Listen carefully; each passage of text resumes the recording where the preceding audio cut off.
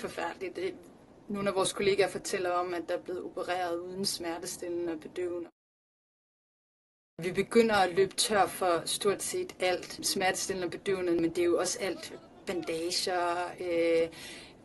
og alt muligt andre medicinske materialer. I de første 3 dage af konflikten fik vi brugt stort set 3 ugers lager. Vi har 2 måneders lager til rådighed, og nu er det, jeg hører, at der ikke er noget tilbage. Så det er et af vores helt store opråb, det er, at vi skal have medicinsk materiale ind over grænserne og nødhjælp ind over grænserne, så vi kan køre en operation og hjælpe dem, der er såret og lider i smerte lige nu. Jamen, det er helt forfærdeligt.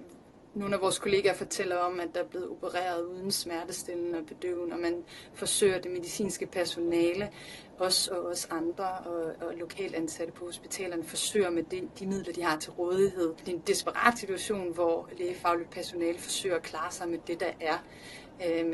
Men man kan selv sagt sige, at køre et hospital uden medicin og uden vand er virkelig vanskeligt. Det er altså en situation, hvor der er rigtig mange sårede, rigtig mange, der kommer ind med granatsplinter, skudsår, forbrændinger, kvæstelser efter sammenstyrtede bygninger. Så civile, der i høj grad har brug for at få adgang til lægehjælp, som ikke kan få det, fordi selv ikke hospitalerne er sikre i den her situation. Meget ulykkeligt er en stor del af befolkningen i Gaza jo børn. Så en tredjedel af de dødsfald, der er fundet sted, er blandt børn. Der er ikke nogen rensningsanlæg, som vi forstår det, der virker mere, så de drikker vand af de sidste rester af vand, man har.